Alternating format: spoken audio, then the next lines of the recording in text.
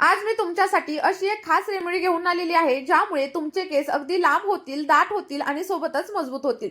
आणि अगदी साध्या भाषेत सांगायचं झालं तर कांदा आपल्या सगळ्यांच्या घरी अगदी सहजच अवेलेबल असतो. पण आपल्याला हे माहीतच नसतं की या साध्या गोष्टींचे देखील आपल्या केसांसाठी किती जास्त फायदे आहेत. त्यामुळे तुमचे केस लांब होतील, सिल्की होतील आणि सोबतच शायनी होतील. फक्त 2 ते 3 वेळा वापरल्यानंतरच तुम्हाला तुमच्या केसांमध्ये अप्रतिम असे बदल जाणवतील. माझ्या सांगण्यावरून फक्त एकदा ही रेमेडी तुम्ही ट्राय करून बघा. तुम्हाला 100 नाही तर अगदी 101% याचा फायदा होईल. आणि मैत्रिणींनो, लक्षात ठेवा, फक्त माझ्या सांगितलेल्या पद्धतीनेच तुम्हाला याचा वापर करायचा आहे. आणि याचे कोणतेही साईड इफेक्ट्स तुमच्या केसांवरती अजिबात होणार नाहीत.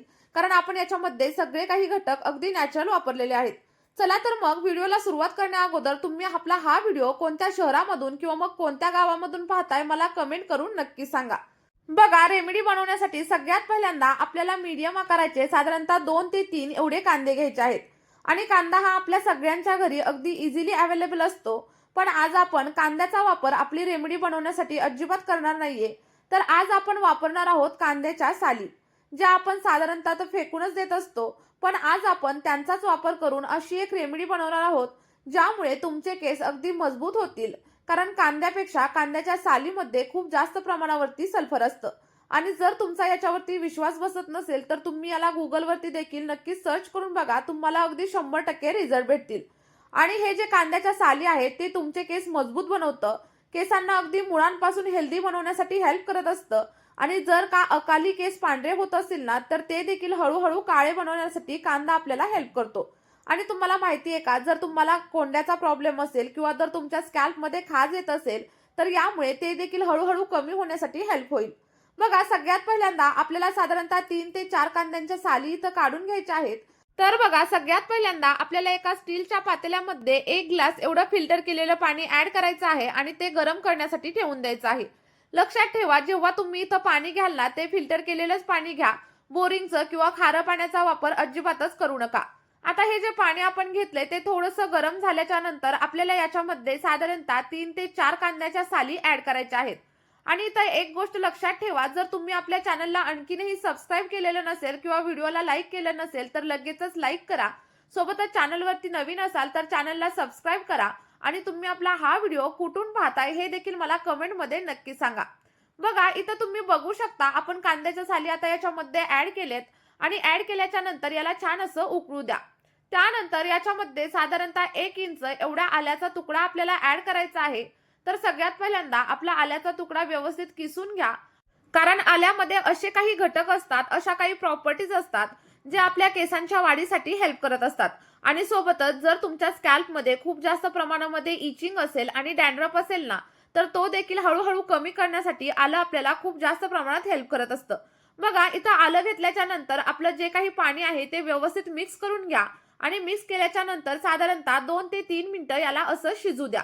यामुळे आपले केस दाट आणि सोबतच स्मूथ होण्यासाठी हेल्प होईल. आणि सोबतच हेअर फॉल देखील अगदी पूर्णपणे कमी होईल. त्यानंतर इथे आपण साधारणतः 5 ते 6 एवढ्या लवंगा घेणार आहेत आणि यामध्ये ऍड करणार आहे. आणि आपण यामध्ये ज्या काही गोष्टी ऍड केलेल्या आहेत त्या आपल्या किचनमध्ये अगदी सहजच अवेलेबल असतात. त्यामुळे आपली ही रेमेडी तुम्हाला एकदा वापरून बघायला काहीच हरकत नाहीये. कारण लवंगांमध्ये अँटीबॅक्टेरियल आणि सोबतच अँटी फंगल गुणधर्म असतात, जे आपल्या स्कॅल्पला हेल्दी बनवतात. जर डॅन्ड्रफ असेल तर तो कमी करतात आणि नवीन केस उगवायला देखील मदत करतात. अनेक वेळा काय होतं की आपण फक्त लवंगांचं सिरम बनवतो आणि ते वापरतो.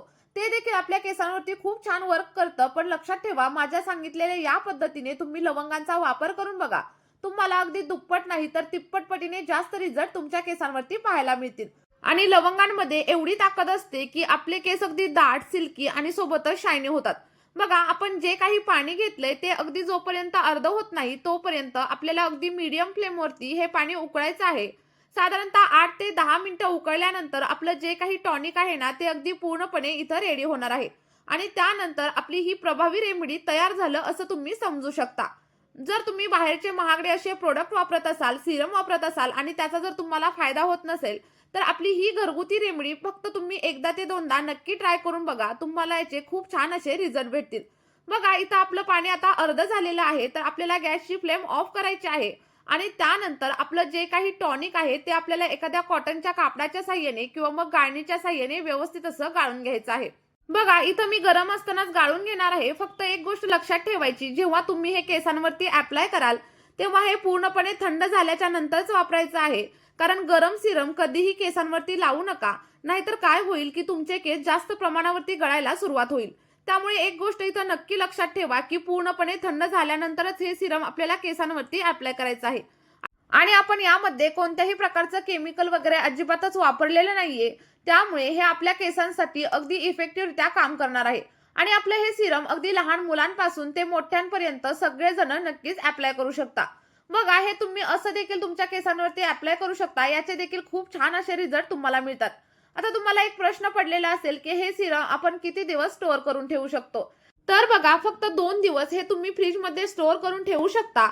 पण जर जास्त दिवस ठेवलं तर याचा वास येऊ लागतो आणि त्यामुळे हवे तसे परिणाम आपल्या केसांवरती मिळत नाहीत. आता बघा, आपण बघूयात की हे सिरम केसांवरती कशा प्रकारे अप्लाय करायचं.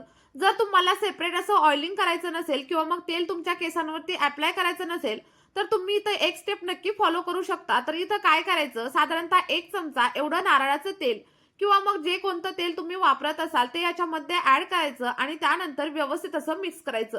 आणि त्यानंतर अगदी मॅजिकल असं सिरम आपलं इथं तयार करून रेडी झालेलं आहे.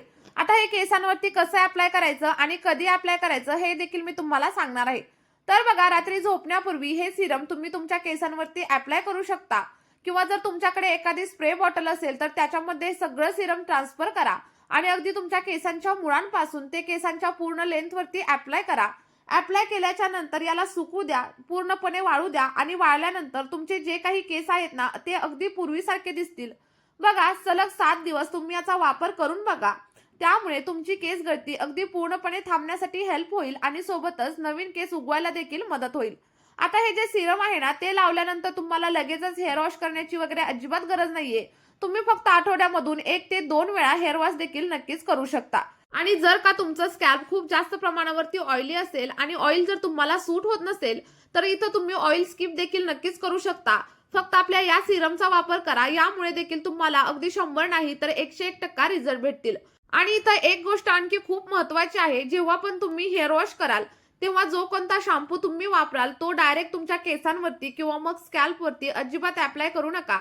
तर पहिल्यांदा थोडंसं पाणी घ्या, त्याच्यामध्ये शॅम्पू डायल्यूट करा, व्यवस्थित असा मिक्स करा आणि त्यानंतरच तुमच्या स्कॅल्पवरती आणि सोबतच केसांच्या लेंथवरती अप्लाय करा.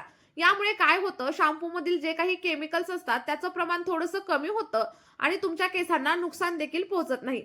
आपली ही रेमेडी तुम्ही नक्की ट्राय करा. साधारणतः 7 दिवस किंवा मग 21 दिवस ट्राय करून बघा. तुमच्या केसांमध्ये तुम्हाला अप्रतिम असे बदल जाणवायला लागतील आणि तुम्ही कमेंटमध्ये येऊन मला थँक्स म्हणल्याशिवाय अजिबातच राहणार नाही. बघा, नक्की वापरून पहा आणि जे काही रिझल्ट तुम्हाला भेटतील ते कमेंटमध्ये माझ्यासोबत शेअर करायला विसरू नका. सोबतच आपली ही रेमेडी तुमच्या अशा मित्रपरिवारासोबत शेअर करा ज्या लोकांना केस गळतीची खूप जास्त प्रमाणावरती समस्या असेल. नक्की वापरून बघा. चला तर मग या व्हिडिओमध्ये इथेच थांबूया. भेटूया एका नवीन व्हिडिओमध्ये. Bye bye.